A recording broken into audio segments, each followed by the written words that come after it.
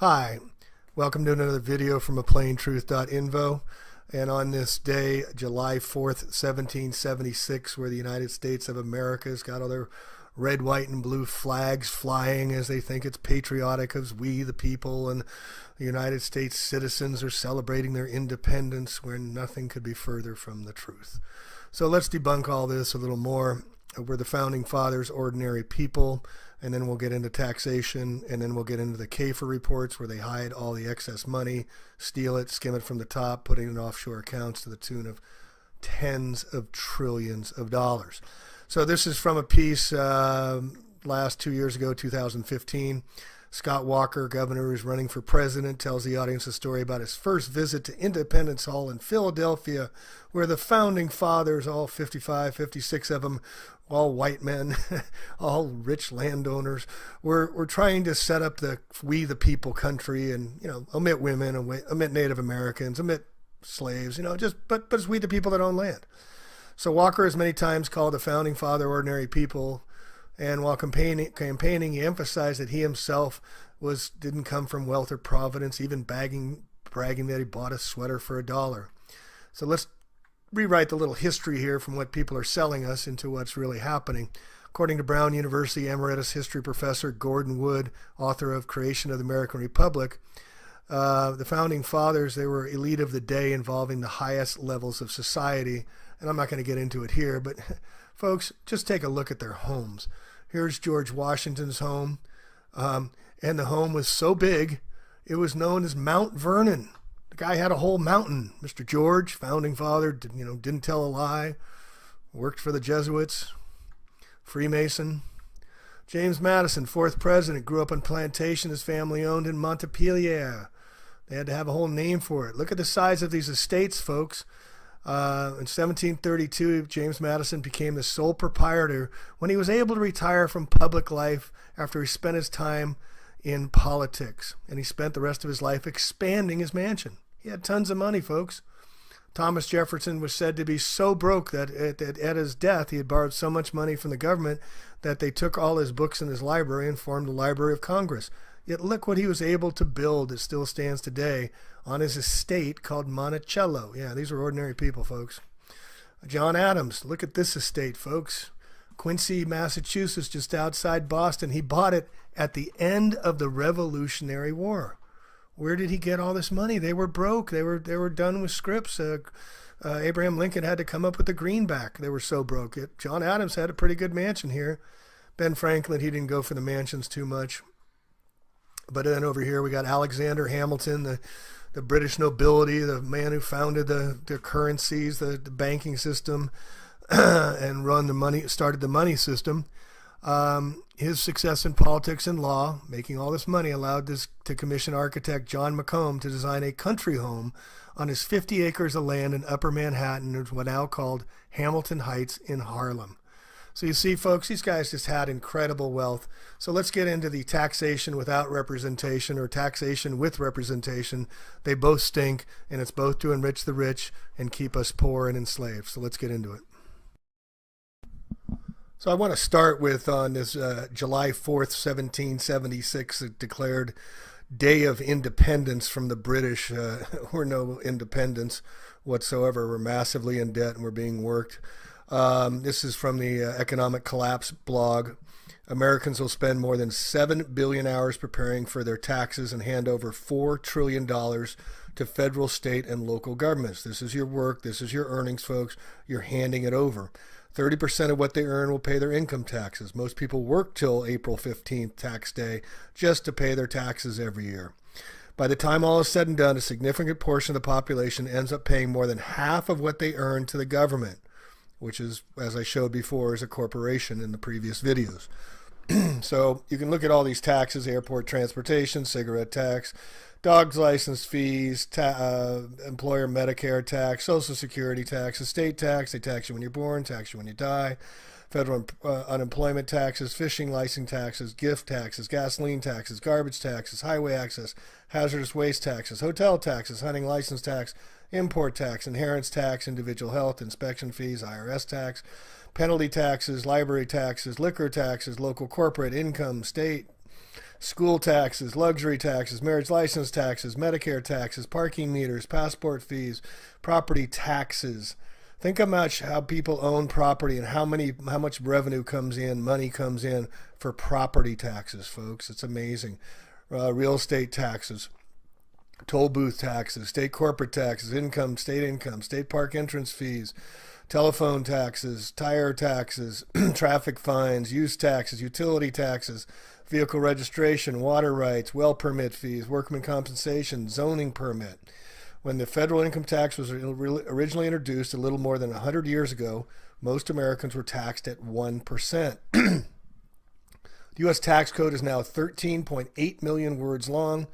75 years ago, it was 2 pages long. Today, it's 198 pages on the 1040. There's 4,428 changes to the tax code over the last decade. Ignorance is no excuse. The IRS has almost 2,000 different publication forms and instruction sheets. And here's, just an obvious one. 46 different tax professionals completed a tax return for a hypothetical household. All 46 came up with different results. This is also like how you allow you to drive at 65. The speed limit on a freeway might be 65, but everybody drives 75. Everybody's breaking the law in one way or the other. All right, so let's get into CAFR, the Comprehensive Annual Financial Reports, where they skim money off the top, put in offshore accounts, and keep telling us we're broke when we are clearly not broke.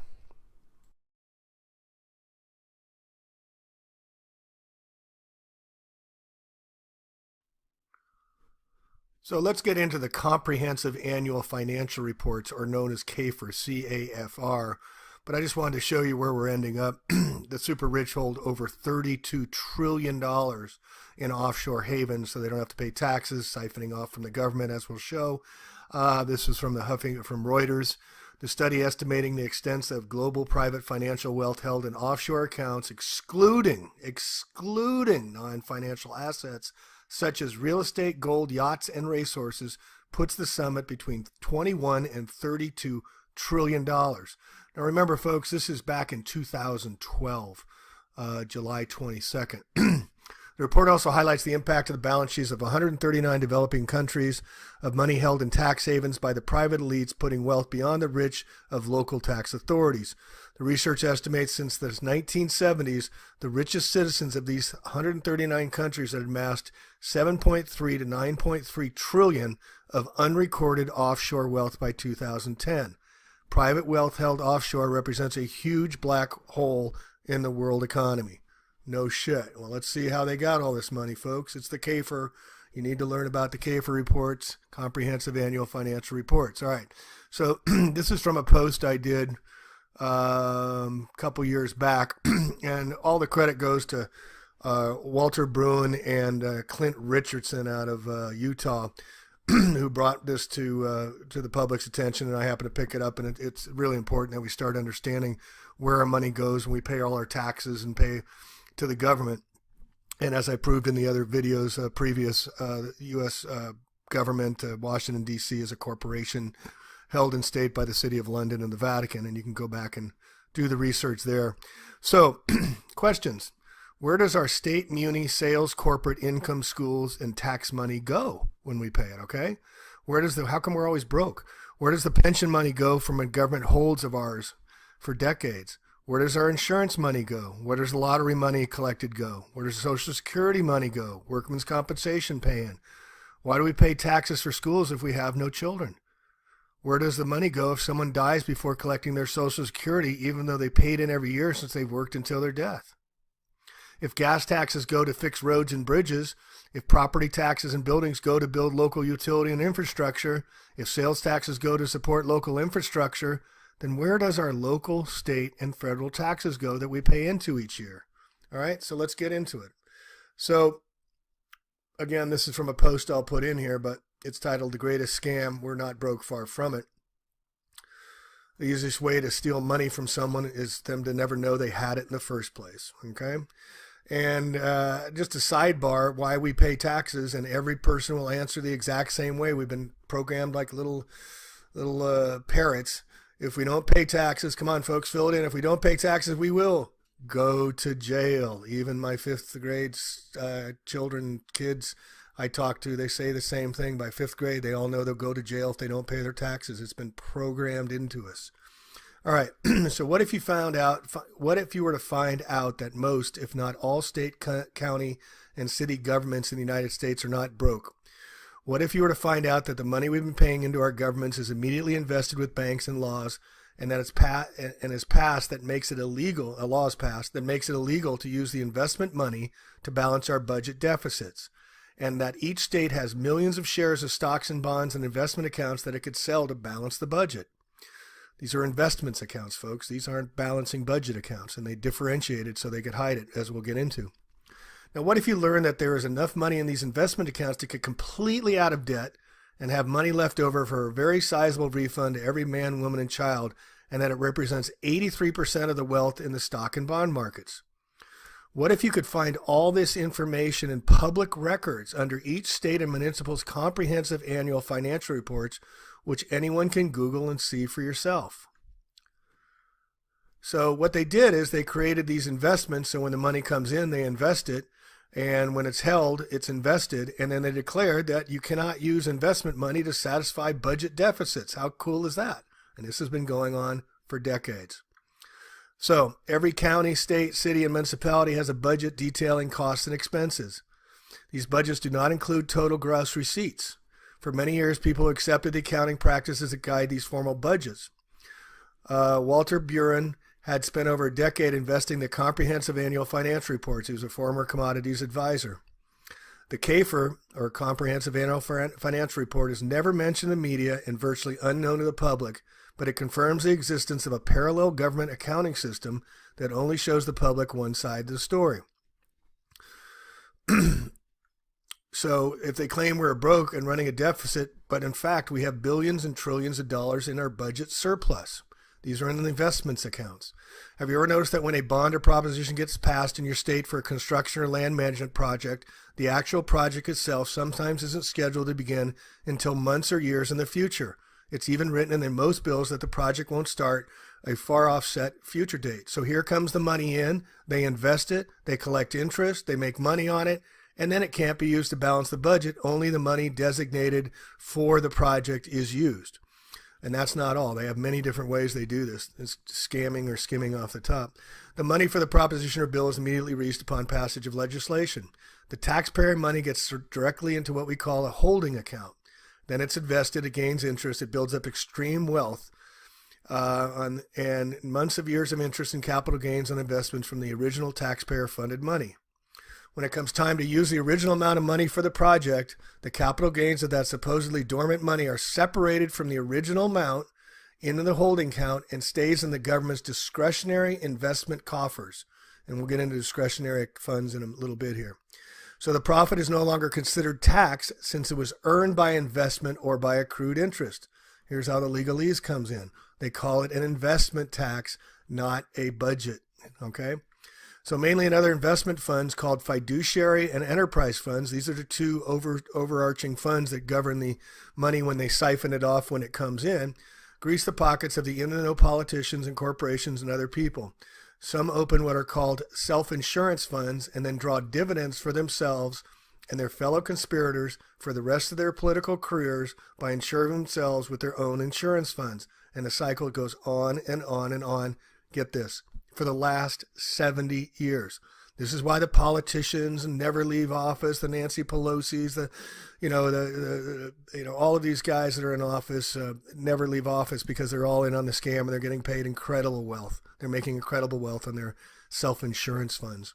So the money made on these individual government investments is not shown because it's not the taxpayer budget any longer. And that doesn't have to be accounted for by the taxpayers. Again, credit to Clint Richardson at a reality blog, which I'll put in the notes. He's done extensive work on this. And you can go through this. It's a pretty long piece I did on here. Where does all the taxpayer investment money go? Well, as I showed you, $32 trillion. This is back in 2012. Is hidden in offshore accounts. Much bigger than that. Here's Walter Buren's account, the biggest game in town. All right, so CAFR. What is the definition of CAFR? It's commingled fiduciary and enterprises funds, and it's the other set of books that includes all the government income, investment, and assets. Commingled funds are the fiduciary investment and enterprise like lottery, pensions, workman comps, public utilities, public golf courses, insurances, and tax revenues and expenditures. So fiduciary is investments, and the enterprise is all the other taxes. I owe, so it's off to work I go. All have been broken down into individual funds with their own profit and loss and balance sheets that require a comprehensive financial report to fully understand the total value. These reports are the only place we can view the full extent of the government's funds, investments, and holdings and the use of them. It's set up as a simple, quick evaluation to show total income, total assets, total investments, and total net worth.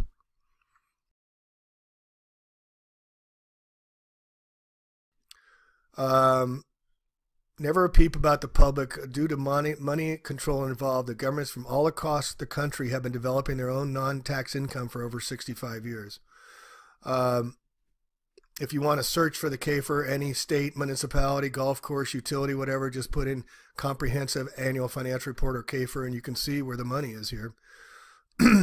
So the CAFR is set up to be an evaluation tool. As we said, it costs $30,000 a year to maintain a house. Say our salary or our income was $100,000 a year, and we had $1 million in investments, and our total net worth was $3 million. What if we talked only about our $30,000 budget as being our net worth? It would be ludicrous. But this is what the government does, okay? So is this an international intentional scam? You betcha. This has been going on for 65, 70 years. They just happen to leave out decades and decades and decades of investment wealth that has been building up. The decades and decades of an enterprise and venture projects have created separately from the budgetary process. The CAFR was created by a group called the Government Financial Officers Association in 1946 is when they started accounting for it. There are over 54,000 separate corporations within a local government. 54,000 in each local government, folks. Every CAFR report is a separate corporation. A city is a corporation, a state is a corporation, a school district is a corporation, each filing their own separate report. They see the tens of billions of dollars they never knew existed in their floor. Then I bring to their attention, you're just looking at the state report.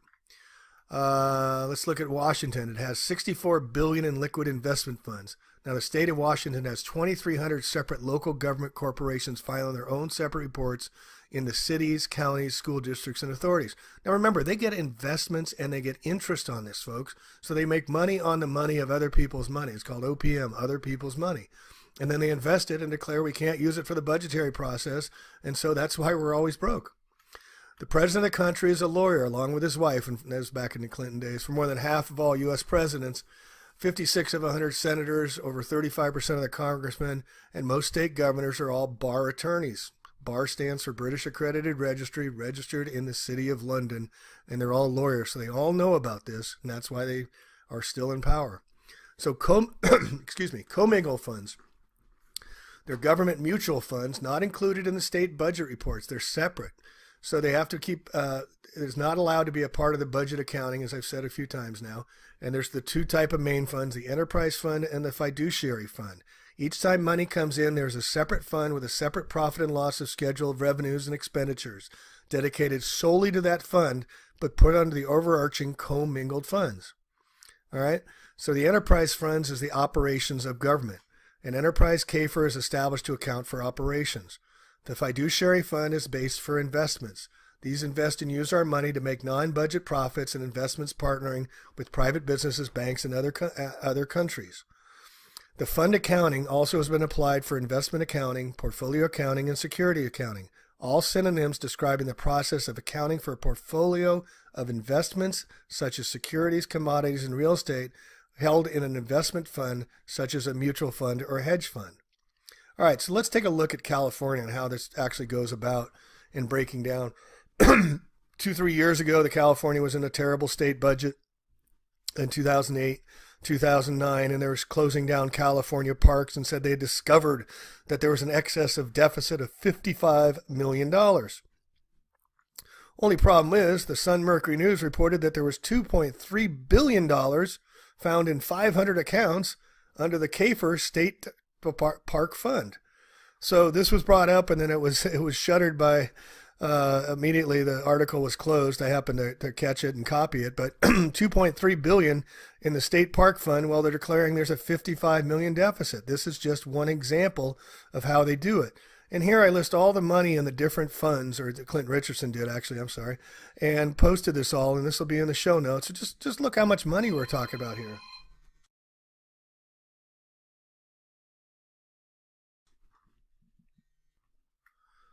So here we have over $20 billion in the total special revenue fund. And then we go into the enterprise funds. This is just California, folks. 34 million, 3 billion, 159 million. Then we get to the pension and employee trust benefits. These are paid into money that gets invested, and then they tell us there's no money there, folks, because they steal it and put it in their offshore accounts. Judges Retirement Fund, all of these pension funds, University of California Fund, $55 billion, folks, and they're raising tuitions on everybody. And Janet Napolitano, the Jesuit running the University of California, stealing funds and having lavish parties and whatnot. It's all a scam. It's all a scam, folks. We got to wake up. All right, so this is under hiding the money in thousands of government funds. So government accounting is different. A government entity has many coffee cans or funds, and money comes in and goes out. A big government entity has hundreds, even thousands of coffee cans. What money is allowed to go in a particular coffee can is determined by law, and you can't just take money from one and put it in another. The general fund can take money from anywhere, taxes, fees, assessments, and so on, but the debt service fund can only take money from certain sources.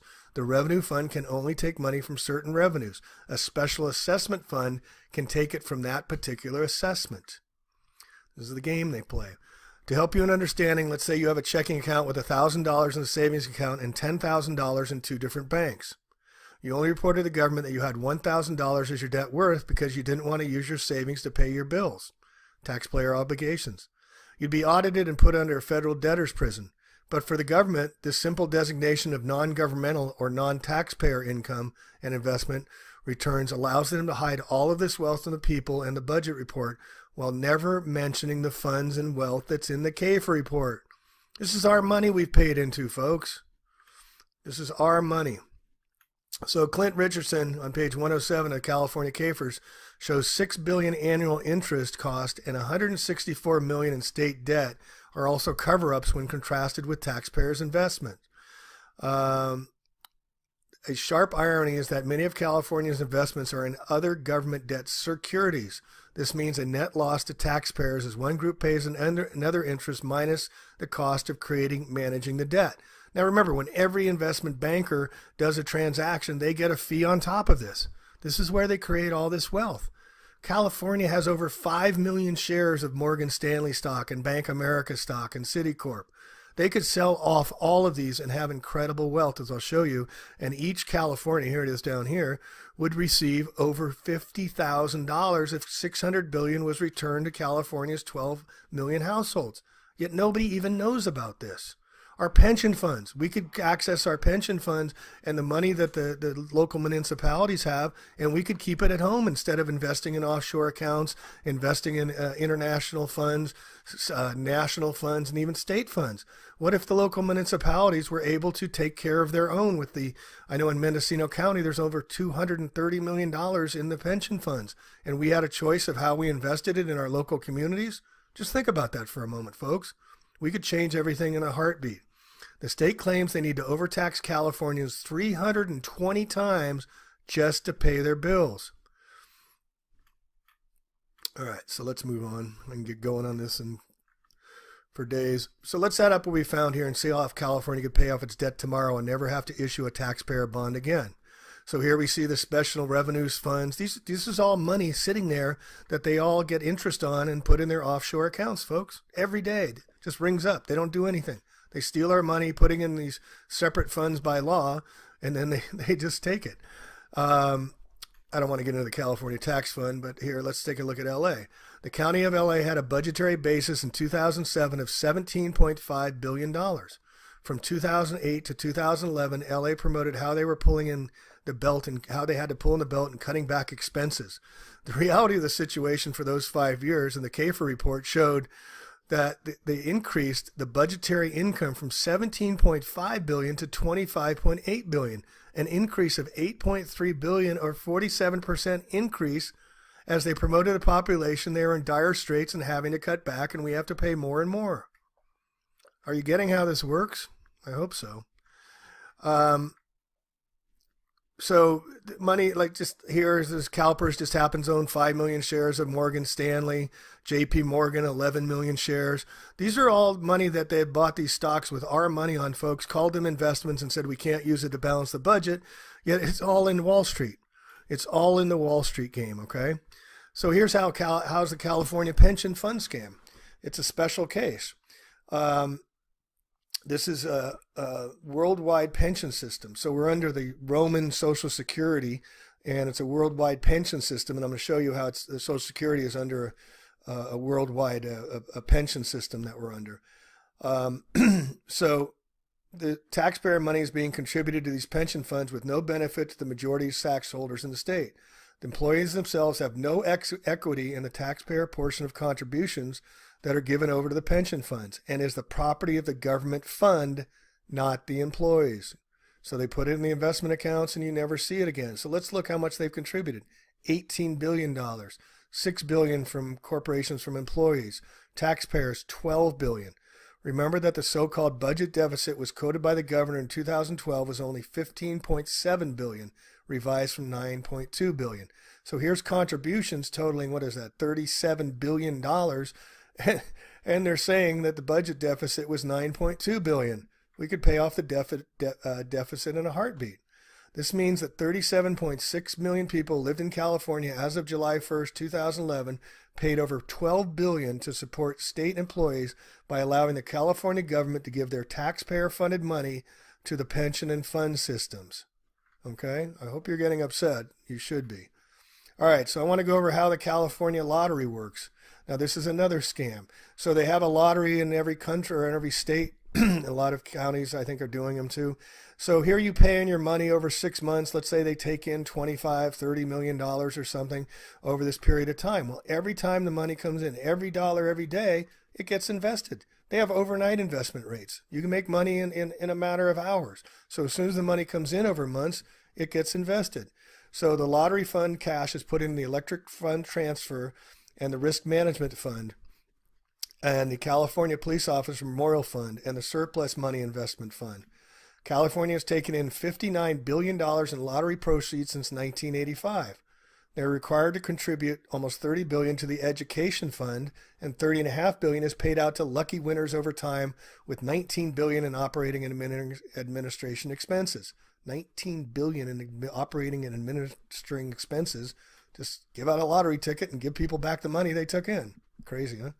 Lottery money comes in through the ETF and is put in a fund invested by the state. Weeks and months of invested increases the government takes and keeps the investment income. Then a winner is declared, but by law, they must pay half, close to half on that kind of money in taxes.